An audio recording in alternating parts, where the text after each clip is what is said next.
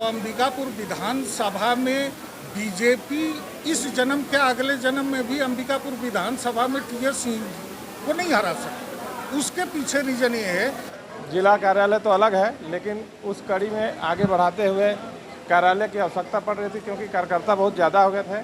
छोटा सा भी मीटिंग हम लोग नहीं कर पा रहे थे। इसी कड़ी में एक भव्य रूम हम लोग लिए हैं, ताकि यहाँ से पूरे विधानसभा का हम लोग संचालन कर सकेंगे। और महिलाओं की संख्या इतनी तादाद में आई है कि मैं इससे इतना उत्साहित हूँ कि ऐसा प्रतीत हो रहा था कि हम लोग तीनों विधानसभा जीतेंगे। और पूरी रणनीति यही बन रहा है कि केवल सरगुजा नहीं, पूरे छत्तीसगढ़ के अंदर अपने सरकार बनाने का पूरा रणनीति बना रहे हैं। ज्यादा कुछ नहीं बोलूँगा, मैं ज़्यादा उत्साहित हूँ महिलाओं को देख के। ये जगहों पे कांग्रेस और भाजपा की लगातार टक्कर देखने को मिली। जहाँ तक आपका सवाल है अंबिकापुर विधानसभा का, तो अंबिकापुर विधानसभा में बीजेपी इस जन्म के अगले जन्म में भी अंबिकापुर विधानसभा में टीएस सिंह को नहीं हरा सकते। उसके पीछे रीजन ये है कि बीजेपी के सारे लीडर दिन में बीजेपी का झंडा लेकर के चलते हैं और रात को बाबा के यहाँ जाकर के साष्टांग होते हैं। अगर कोई चुनावी टक्कर दे सकता है तो वो आम आदमी पार्टी है।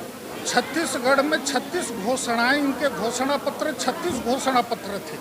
आज अगर घोषणा पत्र पे हम नज़र डालते हैं, कांग्रेस की सरकार के घोषणा पत्र पे, तो एक भी घोषणा पत्र आज धरातल पे इनके नज़र नहीं आते। अब चूंकि रमन सिंह सरकार में, आप लोग पत्रकार हैं, आप लोगों को ज्ञात होगा कि रमन सिंह गवर्नमेंट में एक सरकार की महत्वाकांक्षी योजना थी, बाड़ी, अब तेल खाड़ी से नहीं बाड़ी से मिले। आप रतन जोत के पौधे पूरे के पूरे भ्रष्टाचार के भेंट चढ़ गए। रतन जोत का एक भी पौधा छत्तीसगढ़ में नहीं है।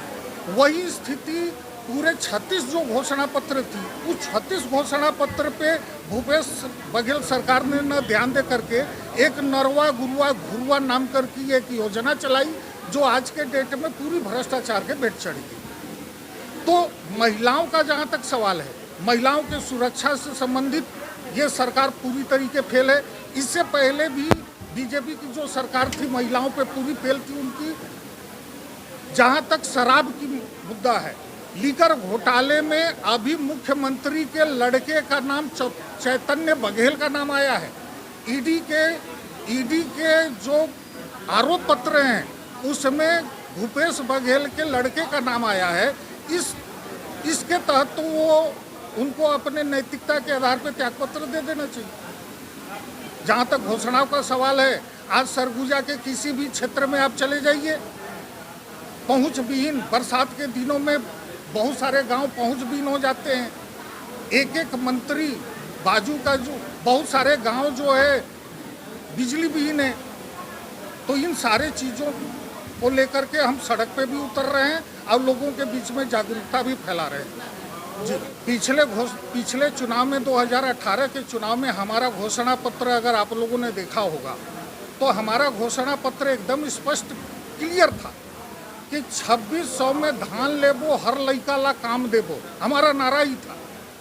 तो उस नारे को लेकर के आज भी हमारे संदीप पाठक जी का 2 दिन पहले रायपुर में कार्यक्रम हुआ। डॉक्टर संदीप पाठक जी का जो राज्यसभा सांसद है, उनके कार्यक्रम हुआ। उनका स्पष्ट कहना था कि यहाँ की सरकार धान की खरीदी हमारे ऊपर, छत्तीसगढ़ के किसी भी किसान के ऊपर एहसान नहीं कर रही। धान अगर हमारी गवर्नमेंट बनती है तो हम उनसे ज़्यादा मूल्य में धान को खरीदेंगे। और जहाँ तक युवाओं का सवाल है, आज बहुत सारे क्षेत्र जैसे मिर्चा उत्पादक क्षेत्र है, गन्ना उत्पादक क्षेत्र है, टमाटर उत्पादक क्षेत्र है, वहाँ पे हम यूनिट लगाएंगे और उस यूनिट के तहत रोजगार मुहैया कराएंगे, रोजगार का सृजन करेंगे। आज युवा जितने भी पढ़ के भटक रहे हैं, यहाँ पे अडानी का माइंस, अंबानी का माइंस, तमाम माइंस खुले हुए हैं, एक भी युवाओं को रोजगार नहीं।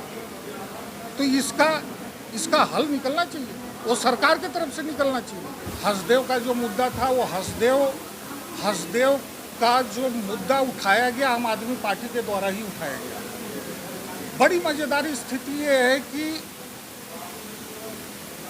23 साल का छत्तीसगढ़ में सरगुजा की संसदीय सीट लगातार बीजेपी के पास 23 साल से है।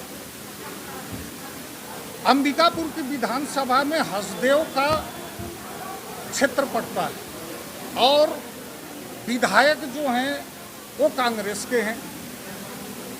जब अपोजिशन लीडर यहाँ के विधायक थे तो ये माना जाता था कि भाई अपोजिशन लीडर, विधानसभा के अपोजिशन लीडर और सरकार मिल करके हसदेव को अडानी को सौंप दी। तो उस मामले को लेकर के आज पूरा ग्रामीण जो वहाँ से उजड़ रहा है, जिसको बंधक बना करके पूरी प्रशासनिक तंत्र के द्वारा वहाँ जंगल उजाड़ा जा रहा है, इसका पुरजोर विरोध हम करते हैं। मैं खुद उन्हीं के आह्वान पे हम वहाँ गए थे। हमारा अभियान भी यही था। हमने खुद वहाँ 2-2, 3-3 रात उस अडानी के कोल माइंस के किनारे में हम लोगों ने हसदेव के जंगल में रात भर गुजारा है। तो वहाँ के ग्रामीण, वहाँ की पब्लिक आज उनको लगता है कि यहाँ कांग्रेस और भाजपा हमको छल रही है, इसके चलते आम आदमी पार्टी के सपोर्ट में है। वो सभी सीटों जीतने के लिए हमारी आम आदमी पार्टी आज से संगठन शुरू कर रही है।